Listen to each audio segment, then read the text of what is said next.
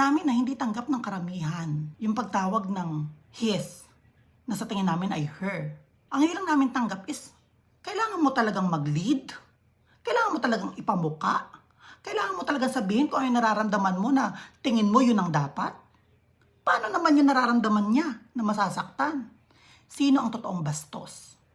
Sino ang totoong hindi dapat irespeto? Ano ba yung kung yan ang pinaniniwalaan mo? Edi go! Diba? Kung yan ang pinaniniwalaan niya, edi hayaan mo siya. Bakit hindi ganun? Simpleng paraan ng respeto. Bakit mo kailangan i-insist yun sa'yo? Para makatapak ka ng iba. Sino ang totoong bastos? May mga nag-message sa atin, ano daw bang reaksyon natin dito sa nangyaring pagtatalo through social media ni Aura Briguela at ni Jack Argota. Yung pinakaugat dyan ay graduate si Aura and then may caption doon na her, kinontra nito ni Jack na siya ay his. No? So sa ganyang kaliit na usapin, lumala, dumami na nagkomento. Kung mapapansin nyo, hindi tayo nagbigay ng mga comments sa mga nakaraan ng mga opinion kasi hinihintay pa natin yung iba't ibang mga side. Inipon muna natin, pinakinggan natin, and then tsaka ako magsasalita. Bakit ako kailangan magsalita? Kasi part ako ng LGBT. Pero explain ko sa inyo, ang laban na ito ay hindi laban ng LGBT versus PWD. Okay? It's all about ugali. So nagpalitan sila ng mga anghang na mga komento, mga replies, hanggang umabot na sa laitan. Diyan na pumasok yung physical appearance ito ni Jack Argota. May mga tao na nagko-comment, bakit hindi mo matanggap nito ni Aura ang katotohanan na siya ay his at hindi her. May mga nabasa rin ako na sinabi na masama bang magsabi ng katotohanan si Jack dito kay Aura. Una sa lahat, si Jack at saka sa mga taong matatabi ng mga dila. Si Aura po, nagkaroon siya ng iskandalo pero nagsumikap siya, pinilit niyang makagraduate.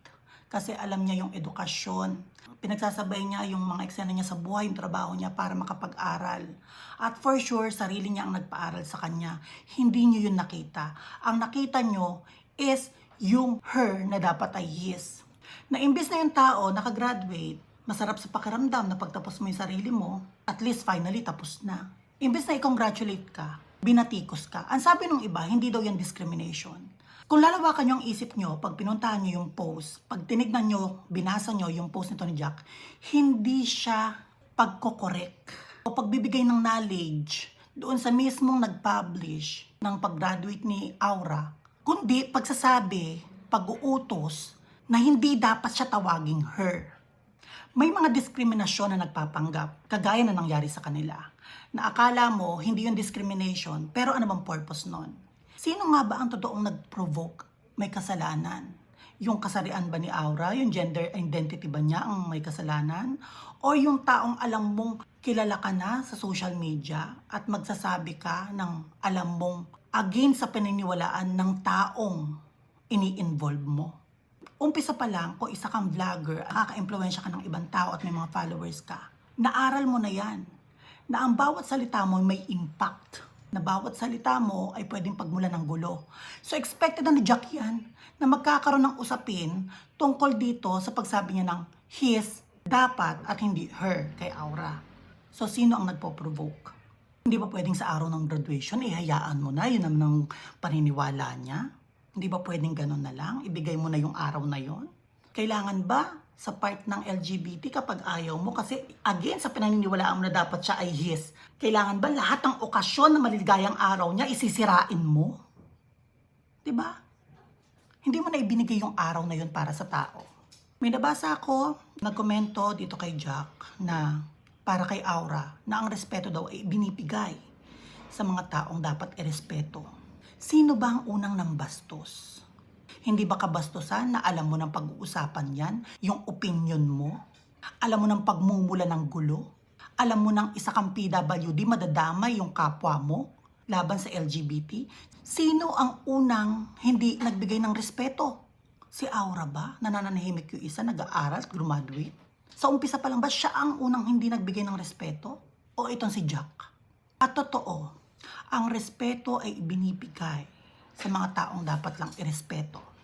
At ano, kung ako si Aura, ako graduate, hirap na hirap ako sa pag-aaral ko, nakatapagtapos ako, pinagtapos ko yung sarili ko, tapos may mababasa akong ganyan, kinokorek yung pinaniniwalaan kong, oo na, teka, yan nga ang paniniwala mo, pero hayaan mo ko sa paniniwala ko.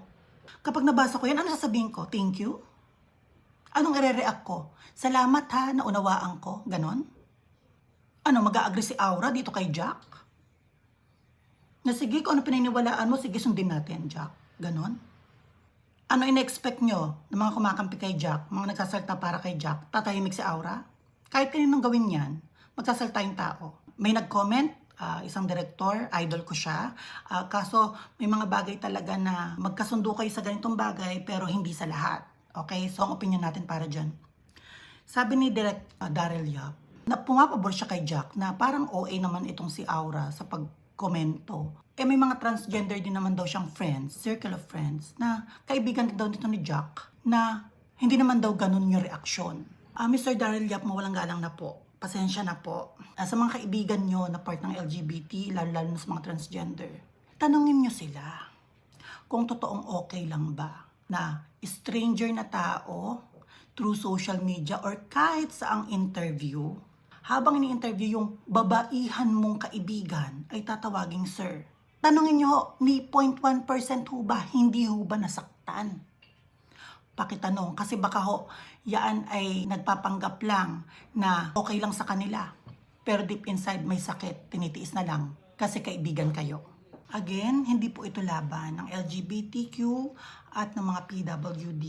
Nare-respeto po namin ang lahat ng PWD, pero bakit po kami nagre-react? Para mas maintindihan nyo, i-explain ko sa inyo. Kapag ang isang tao sinabihan mo, kinorek mo through social media at influencer ka, sinasabi mo sa isang part ng LGBT, isang member, na dapat ang tawag sa'yo ay sir at hindi ay miss. Sa pagkukorek mong yan, lahat kami tinatamaan. Ang tawag sa akin ng mga tao dito, madam, ma'am. So simula ngayon, tatawagan nyo na ako ng Don Omay or Sir Omay. 'Di ba? Pakiramdaman nyo kung parang may mali.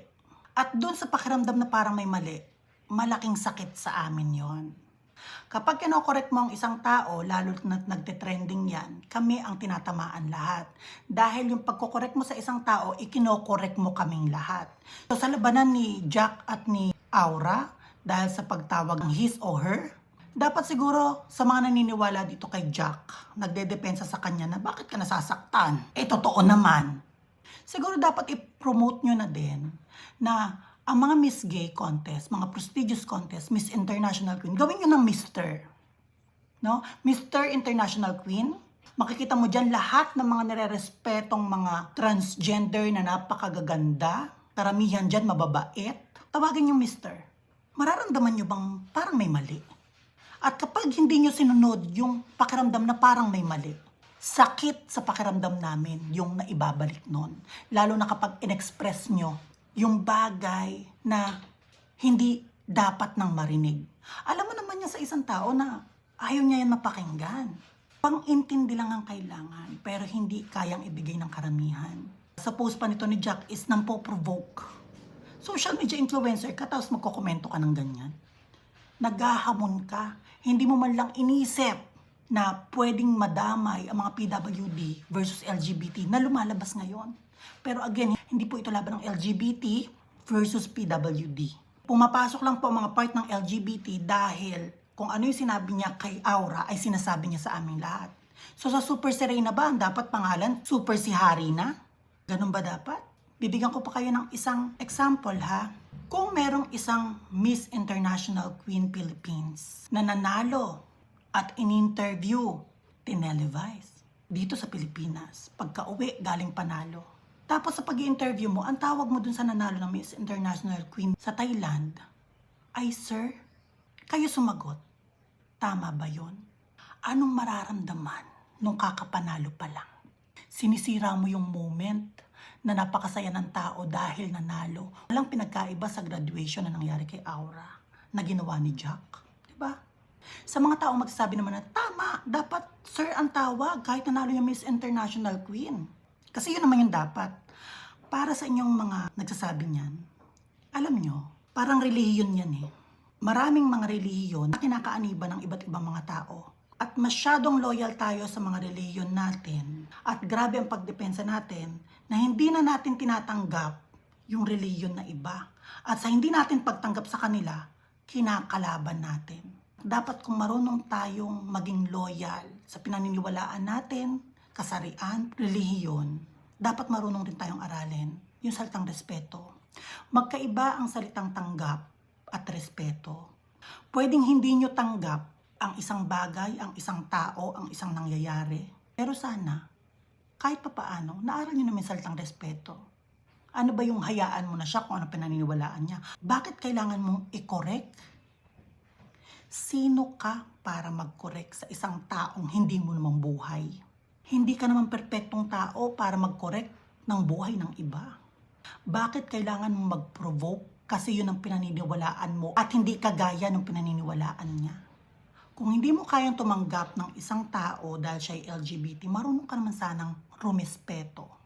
Dahil kung hindi ka na marunong tumanggap at hindi ka pa marunong rumespeto, paano ka naman rerespetuhin? Ang mga part ng LGBT, karamihan dyan ay marunong rumespeto. Pero hindi ho kami pumapayag na kami pag nabastos, tatahimik lang. Hindi kami na, hayaan na lang. No? Ako sa part ko, pupunta ako sa isang lugar, may matatawag sa aking sir. Sa comment section, may biglang may sir. Sa edad kong ito, nag-mature na ako, wala na akong pakialam. Hindi na sa akin importante ang sinasabi ng ibang tao. Dahil wala na akong pake. At una sa lahat, hindi ako magagalit dahil para sa akin, nabigkas niya lang yun eh. Hindi niya intentional. Diba? Ako nga pag may nakikita akong mga lesbian, napapaati ako eh. So nagiging excuse siya sa akin habang tumatanda. At ngayon, wala na akong pakialam kung kahit anong itawag niyo sa akin. Pero yung ibo-broadcast, social media, or iti-televise, hindi siya parang nabigla lang.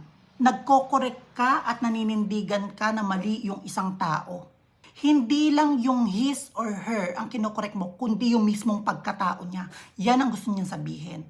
Diyan pumapasok ang laban ng lahat ng LGBT. Okay? Yung iba medyo kumakampi kay Jack, pero yung iba hindi nagsasalita. Pero ako wala akong pakialam kahit wala na akong followers eh. Basta explain ko sa part ko kung ano yung nararamdaman ng taong yan. Mahilig tayong lumugar sa presensya ng ibang tao, kaya naramdaman ko si Aura. Hindi ko personal na kilala si Aura, pero naramdaman ko yung naramdaman niya na after graduation ko, ito naman, grabe naman ha. Gift mo yan, Jack? Tapos yung mga taong nagkomento, ay, nagbigay kayo lahat ng regalo, gaganda ha. Diba? Imbis na i-congratulate niyo. Hindi nyo nakita yung effort ng tao, pero nakita nyo yung gender identity. May mga kakaunting tao na kahit anong achievement ng part ng LGBT ay hindi nila tinitingnan. Nakafocus sila doon sa kasarian. Kaya kahit gaano ang achievement ng isang tao na part ng LGBT, may mga tao talagang nakatingin sa kung ano dapat ang tingin sa'yo ng mga tao. At hindi pa kayo natatahimik. Kailangan i-voice out ninyo. Kaya hindi ko nga alam dito kay Jack kung gusto lang ba niya mag-trending. Gusto lang ba niyang mag-sumikat? Pagmulan ng iskandalo ng pag-aaway nila para mas tumaas ang kanyang followers, or yun talaga nararamdaman niya. Bastos talaga siya. Again, hindi ho si Aura ang nag-umpisa. At ang respeto ho ibinibigay sa mga taong dapat lang talaga irespeto. At nauna dyan si Jack. At ang pag-voice out niya ng his, imbis na her, dito kay Aura, ay sinasabihan kaming lahat. May mga hindi lang ho nagko-komento dyan, pero kahit paano nasaktan din.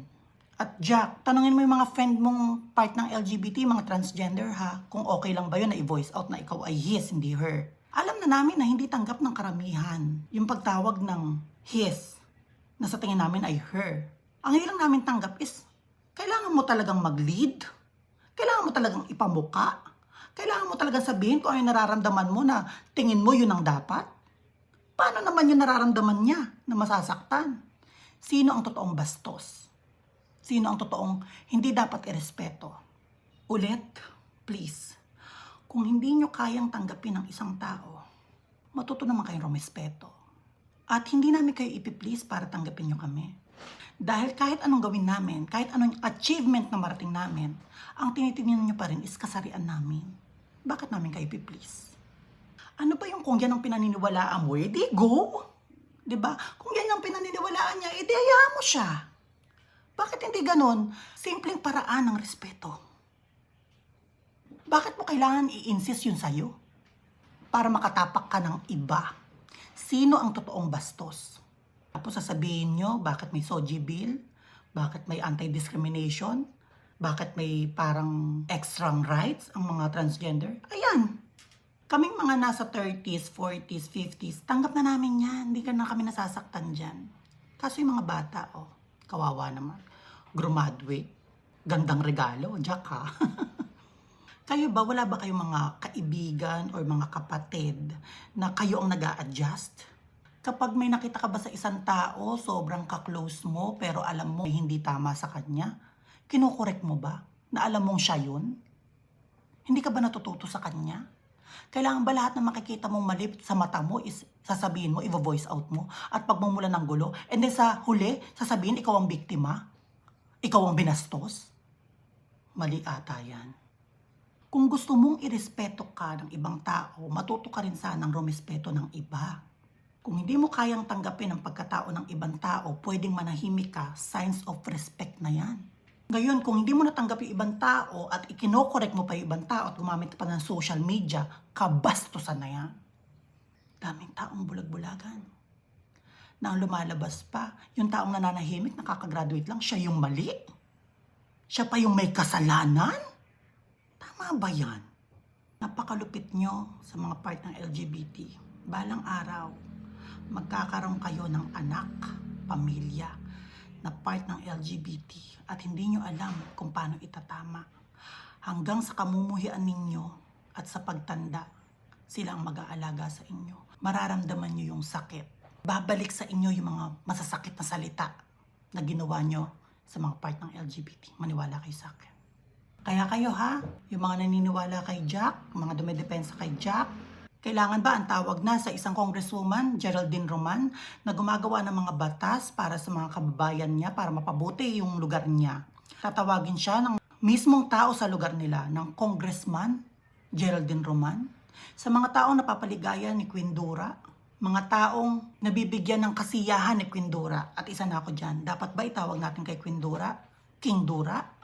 Kay Lars Pacheco, na isa rin sa mga iniidolo ko, na lumalaban sa ibang bansa para mabigyan ng karangalan ng Pilipinas, dapat ba tawagin natin siyang Mr. Lars Pacheco? Ganun pa dapat. Tingnan nyo kung saan may mali. At sa maling yan, kapag hindi nyo siya tinama, ang impact nun ay sakit sa amin. Sakit sa nararamdaman. At again, hindi kami nabuhay sa mundo para mag-please na lang sa inyo. No, may sarili rin kami in life. At kapag nag-mature kami, wala na rin kami pakialam kung anong response namin. Basta hindi sa amin nagsimula ang kabastusan.